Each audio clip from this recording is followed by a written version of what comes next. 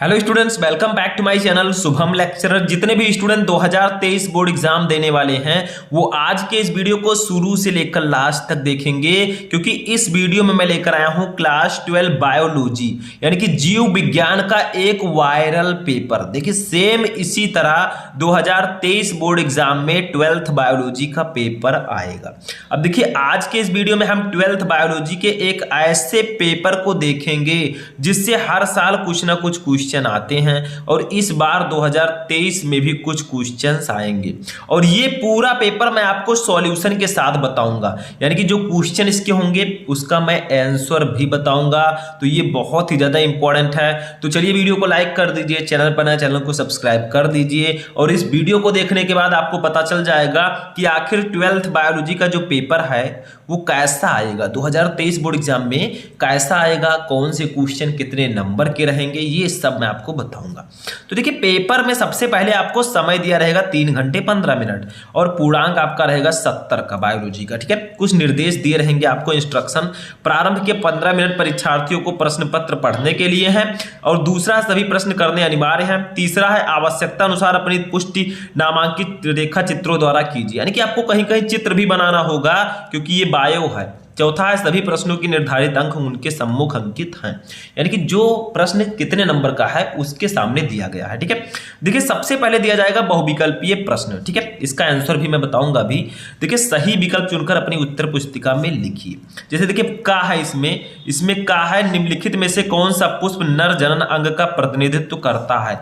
बताइए इनमें से कौन सा अंग है जो पुष्प नर जनन अंग का प्रतिनिधित्व करता है। तो देखिए इसका राइट आंसर होगा पुमंग। पुमंग जो होता है ये पुष्पों में यानी कि फूलों में नर जनन अंग का कार्य करता है।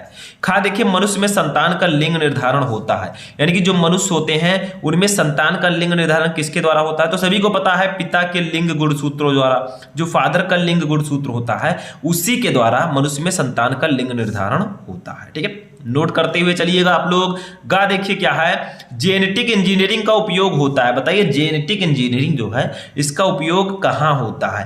फर्स्ट है चिकित्सा में, सेकंड है कृषि में, थर्ड है इन दोनों में। तो देखिए इसका उपयोग दोनों में होता है, तो थर्ड ऑप्शन राइट होगा। चिकित्सा में भी होता है और कृषि में भी होता है, यानी कि इन दोनों में ही इसका उपयोग होता है। ठीक है, जेनेटिक इंजीनियरिंग का।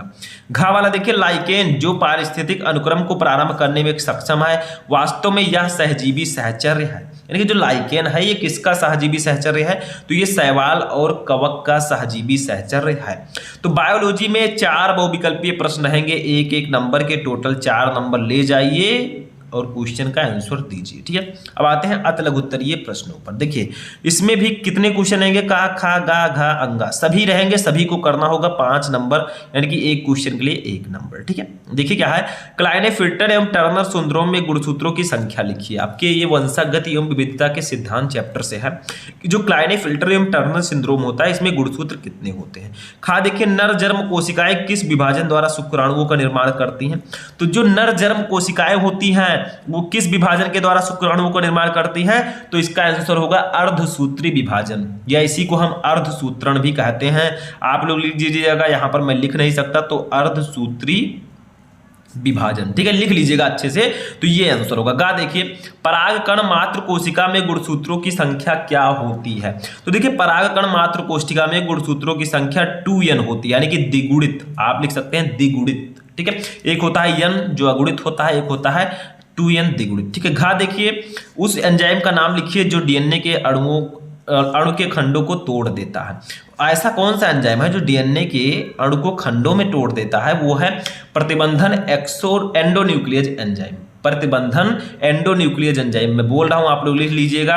और दूसरा एंजाइम है एक्सोन्यूक्लियज एंजाइम, यानी कि आप बोल सकते हैं कि प्रतिबंधन एंडोन्यूक्लियज एवं एक्सोन्यूक्लियज ऐसा एंजाइम होता है जो डीएनए अणु को खंडों में तोड़ देता है। और कौन सा एंजाइम है जो डीएनए अणुओं को जोड़ता है, वो है लाइगेज। याद रखिएगा, that's a most important question, तो लाइगेज। ठीक है, ऐसे अंगा नंबर देखिए कार्बन डाइऑक्साइड का स्थिरीकरण करने के कारण पौधों को कहते हैं, यानी कि ऐसे पौधे जो कार्बन डाइऑक्साइड का स्थिरीकरण करते हैं उसको हम क्या कहेंगे, उसको कहेंगे हम स्वापोषी, क्योंकि अपना भोजन स्वयं बना लेते हैं, स्वापोषी। ठीक है, समझ में आया। अब ये हो गया अत लघु उत्तरीय प्रश्न, 5 नंबर के रहेंगे। अब देखते हैं लघु उत्तरीय प्रश्न तीसरा।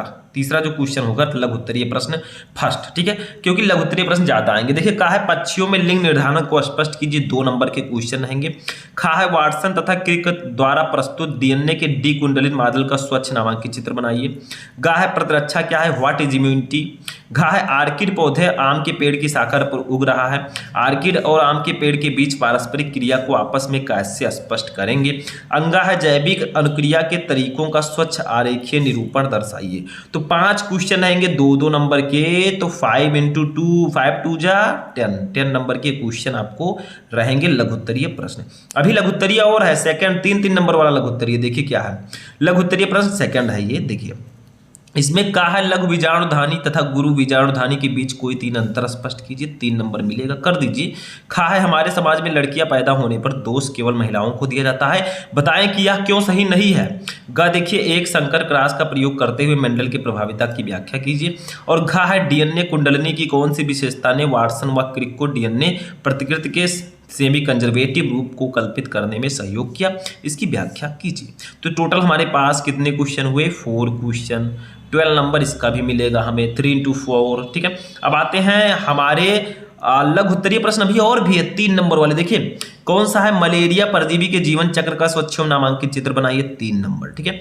खा देखिए जैविक के अध्ययन में यानी कि जीव विज्ञान के अध्ययन में संक्रामक रोगों को नियंत्रित करने में किस प्रकार हमारी सहायता की है, ये भी रहेगा 3 नंबर। गा है जैव उर्वरक किस प्रकार से मृदा की उर्वरता को बढ़ाते हैं। घा है बैक्टीरियोवायरेसिस क्या है, 3 × 4 12, ठीक है। 4 × 3 4 3 जा 12 नंबर का ये भी रहेगा। यानी कि इसको देखने के बाद हम इस नतीजे पर पहुंचे हैं कि जो लघु उत्तरीय प्रश्न होगा वो सबसे ज्यादा नंबर का आएगा, ठीक है। 2-2 नंबर के, 3-3 नंबर के ऐसे रहेंगे। अब देखिए आते हैं विस्तृत उत्तरीय प्रश्नों पर। देखिए निम्नलिखित पर टिप्पणी लिखिए, ठीक है। पीसीआर और प्रतिबंध एंजाइम, ठीक है, शायद ये भी आपका लघुत्तरीय प्रश्न है। देखिए ये भी लघुत्तरीय प्रश्न है, अभी लघुत्तरीय ही हम देख रहे हैं, नीचे ये रहेगा दीर्घोत्तरीय, ठीक है। तो लघुत्तरीय में और भी यानी कि बायोलॉजी में लघुत्तरीय काफी नंबर के आते हैं, ठीक है। देखिए पीसीआर प्रतिबंध एंजाइम 3 नंबर का आपका रहेगा। खा देखिए जैव प्रौद्योगिकी का कृषि क्षेत्र में क्या उपयोग है, 3 नंबर। गा देखिए पारजीवी जंतु से आप क्या समझते हैं, पारजीनी रहना चाहिए, ठीक है, कोई एक उदाहरण दीजिए, 3 नंबर। घा है निम्नलिखित में अंतर कीजिए, शीत निष्क्रियता और ग्रीष्म निष्क्रियता, वाहेस्योमी एंड आंत्रोस्मी दोनों में अंतर, 3 नंबर। यानी कि काखा गा घा करके 3 क्वेश्चन रहेंगे, ठीक है। कितने 4 क्वेश्चन रहेंगे 3-3 नंबर के, 12 नंबर इसका भी मिलेगा, ठीक है। अब आते हैं दीर्घ उत्तरीय प्रश्नों पर। देखिए इसमें क्या है, इसमें आपको ऑप्शंस मिलेंगे अथवा करके। मान लीजिए आपको कोई क्वेश्चन नहीं पता है तो अथवा वाला कर सकते हैं। देखिए मनुष्य में नर जनन तंत्र का फचित वर्णन करिए, इसमें शुक्राणु कहाँ संचित रहते हैं, नहीं पता है कर लेते हैं तो 5 नंबर मिल जाएगा, नहीं पता तो अथवा लगा है आप इसको कर दीजिए। पुष्टि पादपों में लघु बीजाणु जनन का सचित्र वर्णन कीजिए, 5 नंबर, ठीक है। दोनों में से कोई एक कर सकते हैं। 8वां देखिए आनुवांशिक कूट क्या है, इसकी मुख्य विशेषताओं का वर्णन कीजिए, व्हाट इज जेनेटिक कोड्स, ठीक है, इसको बताना है, अथवा लगा है। मेंडल के लक्षणों के पृथक्करण का नियम क्या है, चैकर बोर्ड द्वारा आरेखीय निरूपण सहित वर्णन कीजिए, इसे युग्मकों की शुद्धता का नियम क्यों कहते हैं। तो ये भी 5 मार्क्स का रहेगा, ठीक है। तो 5-5 नंबर वाले हमारे दीर्घ उत्तरीय प्रश्न रहेंगे। एक क्वेश्चन और है, क्वेश्चन नंबर 9, ठीक है। देखिए क्या है, अनुकूलन को परिभाषित कीजिए, उदाहरण सहित वर्णन कीजिए, 5 मार्क्स, ठीक है। या इसमें भी ऑप्शंस आपको मिलेगा, किसी भौगोलिक क्षेत्र में जाति क्षति के मुख्य कारण क्या है, ठीक है। तो ये आपका हो गया। तो देखिए इसमें आपको 20 नंबर के क्या रहेंगे, 15 नंबर के, ठीक है। 15 नंबर के आपको दीर्घ उत्तरीय प्रश्न देखने को मिलेंगे, ठीक है। तो ये भी बहुत ज़्यादा इंपॉर्टेंट है। तो देखिए 12th बायोलॉजी का जो पेपर है इसमें सबसे ज़्यादा जो क्वेश्चन रहेंगे वो लघु उत्तरीय प्रश्नों के रहेंगे। ऑब्जेक्टिव क्वेश्चन सिर्फ 4 रहेंगे, ठीक है, और जो अति लघु उत्तरीय प्रश्न है ये 5 रहेंगे, ठीक है। तो ऐसे ऐसे आपका रहेगा, बाकी ज़्यादातर लघु उत्तरीय प्रश्न रहेंगे। तो इस पेपर को देखने के बाद आपको ये तो पता चल चुका होगा कि 2023 यानी कि 2023 बोर्ड एग्जाम में 12th बायोलॉजी का पेपर कैसा रहेगा, कौन से क्वेश्चन कितने नंबर के रहेंगे, ठीक है, ये आपको पता चल गया होगा। तो ये था 12th बायोलॉजी के पूरे 70 नंबर का पेपर, ठीक है। समय आपके पास 3 घंटे 15 मिनट रहेंगे। तो आज का ये वीडियो हमारा यहीं पर फिनिश होता है। आई होप कि आपको 12th बायोलॉजी के पूरे पेपर के बारे में पता चल चुका होगा। तो चलिए मिलते हैं किसी नेक्स्ट वीडियो में नेक्स्ट टॉपिक के साथ, तब तक के लिए जय हिंद।